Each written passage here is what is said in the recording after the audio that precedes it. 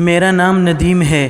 میں نے جیسے ہی مکینیکل انجینئرنگ کی ڈگری حاصل کی تو مجھے ایک کمپنی کی طرف سے بہت ہی اچھی آفر آ گئی، اور ساتھ میں کمپنی والوں نے رہائش کے لیے اچھا سا گھر بھی دے دیا۔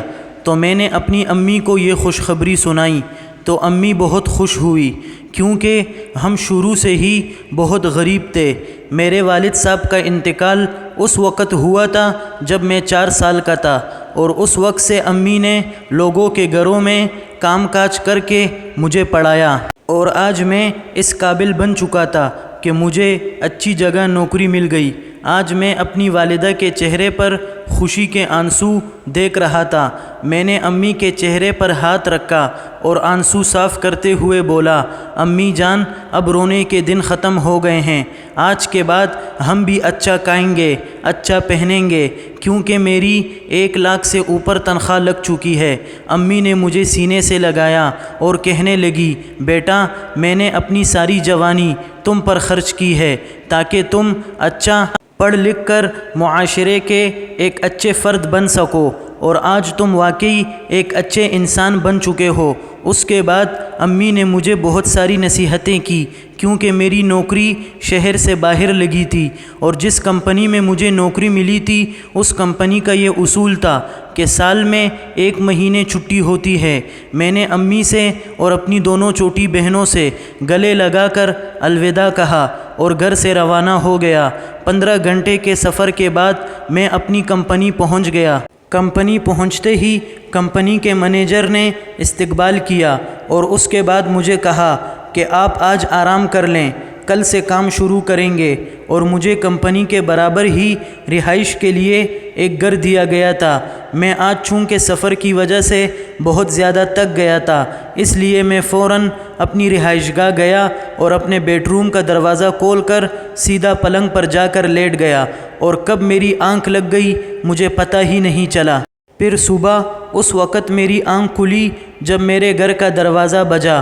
میں اٹھا اور دروازہ کھولا تو سامنے خوبصورت نوجوان لڑکی کھڑی تھی۔ میں نے پوچھا، آپ کون ہو؟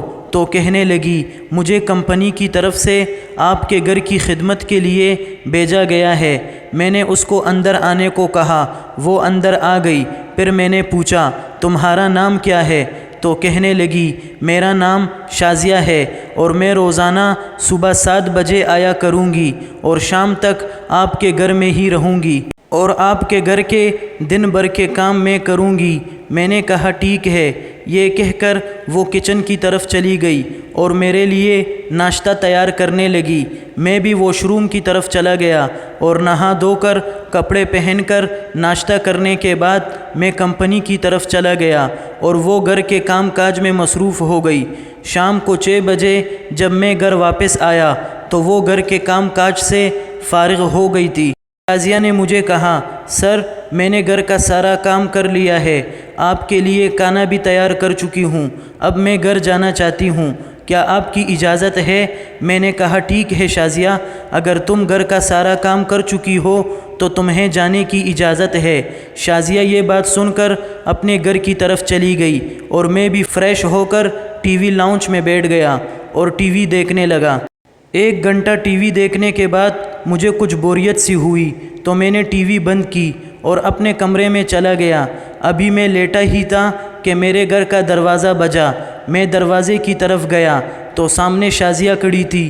میں حیران ہو گیا کہ شازیہ اس وقت میرے گھر واپس کیوں آ گئی۔ میں نے پوچھا تو شازیہ ایک دم ڈری ہوئی تھی اور کانپتے لہجے میں کہنے لگی، میرا شوہر، میرا شوہر۔ میں کچھ نہیں سمجھا، اس لیے میں نے دوبارہ پوچھا، کیا ہوا تمہارے شوہر کو؟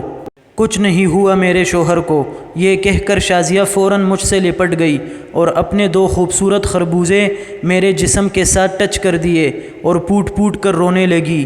میں بھی شازیہ کو دلاسا دے رہا تھا اور اپنا ہاتھ اس کی پیٹھ پر پھیر رہا تھا اور کہہ رہا تھا کہ شازیہ، چپ ہو جاؤ، ایسا کیا ہوا کہ تم اتنی گھبرا رہی ہو؟ اب تو میری نیت بھی پوری خراب ہو چکی تھی، کیونکہ شازیہ 5 منٹ تک میرے گلے لگی ہوئی تھی، اور شازیہ کوئی بچی بھی نہیں تھی بلکہ 25 سال کی جوان لڑکی تھی۔ پھر میں نے شازیہ کو اپنے آپ سے الگ کیا، جبکہ میرا دل نہیں چاہ رہا تھا۔ کس جوان مرد کا دل چاہے گا کہ کوئی جوان لڑکی جب اس کے گلے لگے اور مرد اس کو اپنے آپ سے الگ کر لے، لیکن یہ مجھے اس لیے کرنا پڑا تاکہ شازیہ کو مجھ پر شک نہ ہو جائے کہ میں اس سے مزے لے رہا ہوں۔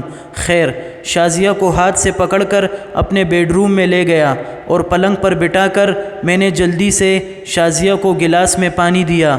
شازیہ نے تھوڑا سا پانی پیا اور دوبارہ فوراً مجھ سے لپٹ گئی اور رونے لگی۔ مجھے کچھ سمجھ میں نہیں آ رہا تھا کہ آخر شازیہ اتنی کیوں رو رہی ہے۔ مجھے تو اپنی مستی سوجھی ہوئی تھی، کیونکہ شازیہ جیسی جوان لڑکی مجھ سے لپٹ گئی۔ اب تو میرا ہتھیار بھی کڑا ہو گیا تھا۔ اب میرا دل کر رہا تھا کہ شازیہ کو اسی بیڈ پر گرا دوں۔